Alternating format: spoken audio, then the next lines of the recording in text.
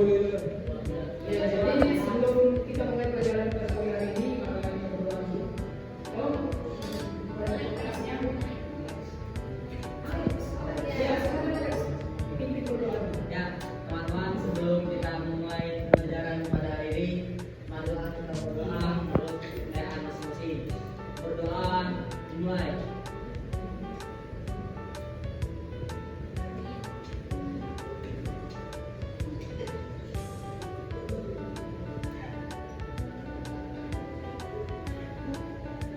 Selesai.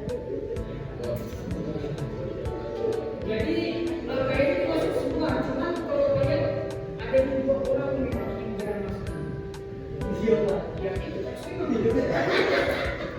Rio dan Rizal.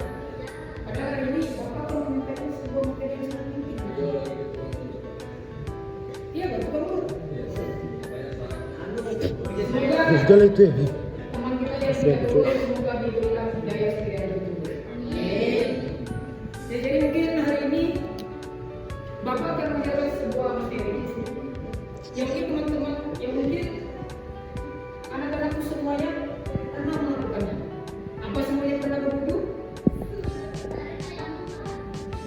Tolong, bisa dulu.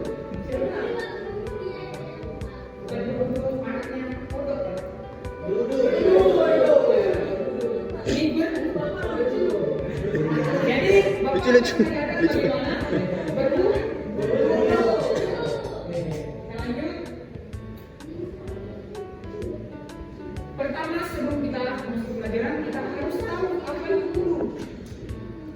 Wudu itu artinya bersuci dengan air. Dan juga wudu merupakan salah satu syarat sahnya sholat. Jadi sebelum kita sholat kita itu berwudu.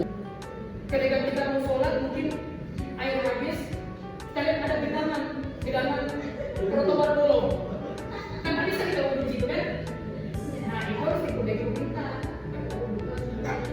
Minta lagi. Jadi akhirnya ada macam-macam air hujan. Pertama, air pun. Pasti di sini pernah lihat air pun kan? Pernah. Masa pernah? Bukannya kalian yang pernah bangun pagi? Karena mungkin pagi hari ya. Nah. Habis itu air hujan seperti yang sudah tadi hujan. Alhamdulillah air hujan. Kalau mau hujan, alhamdulillah. Yang ketiga adalah air sungai.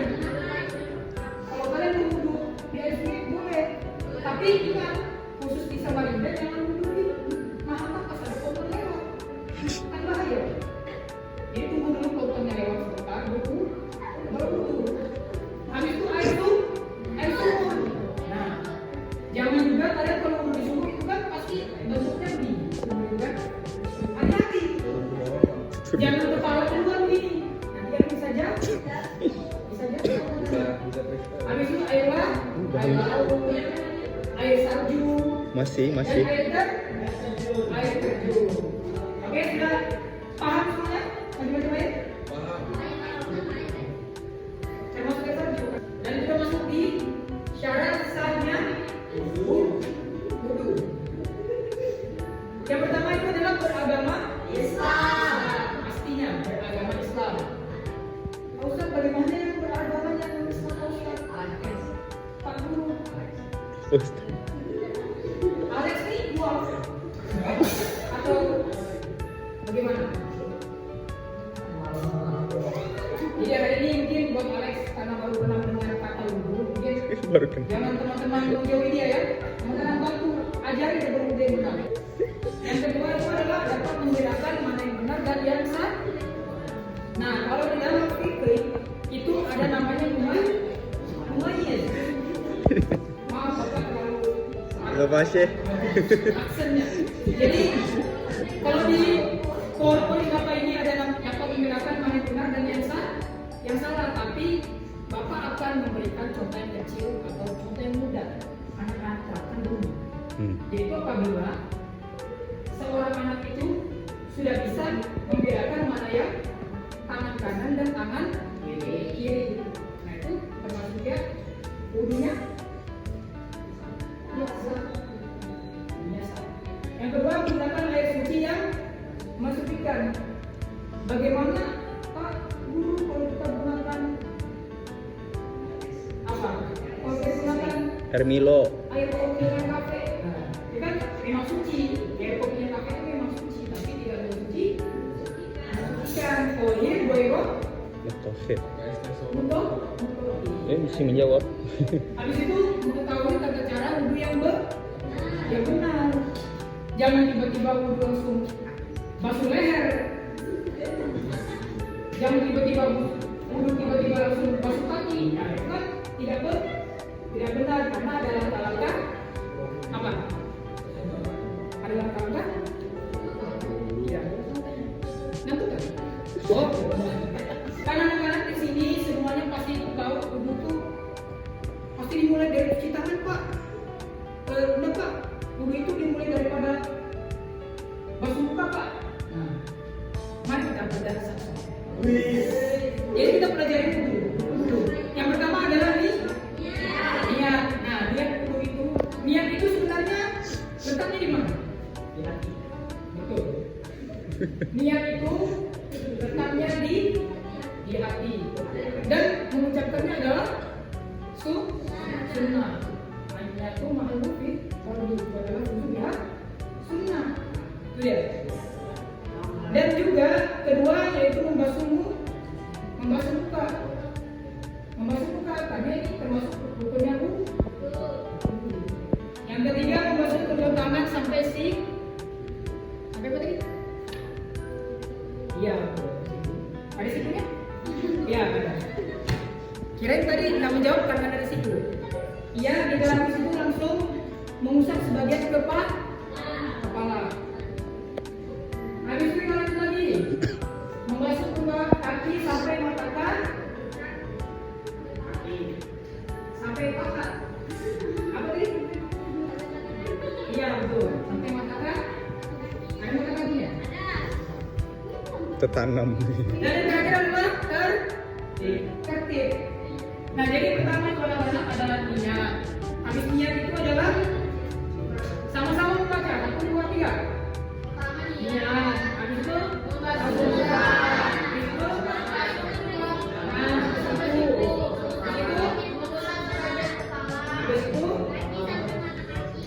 itu Oke. Nah, di sini kita akan mempelajari tentang hikmah wudhu. Yaitu salah satunya adalah itu akan memancarkan cahaya daripada wajah orang yang sedang berwudhu. Jadi ketika kalian bertidur, ketika kalian memulai aktivitas, jangan lepas daripada wudhu. Karena wudhu itu adalah menjaga untuk yang mungkin. Apakah teman-teman sudah paham? Apakah ada pertanyaan? Iya Pak. Woi. Kapan kita harus melakukan wudhu Pak? Iya. Oh, iya. Itu Pak. Oke, ini pertanyaan yang sangat menarik. Kapan kita wudhu Pak? Jadi ada beberapa pendapat yang Bapak pernah dengar. Jadi kita itu berwudhu. Ada yang bilang pertama itu kalau misalkan kita cuci tangan, perhatikan. Perhatikan itu.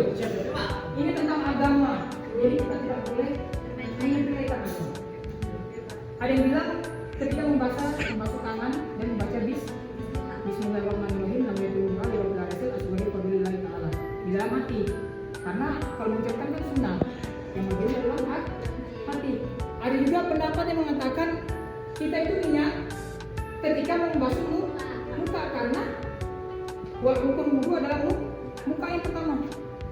Jadi pas kita membasuh air, bil hadasil asghari fardhu lillahi ta'ala langsung.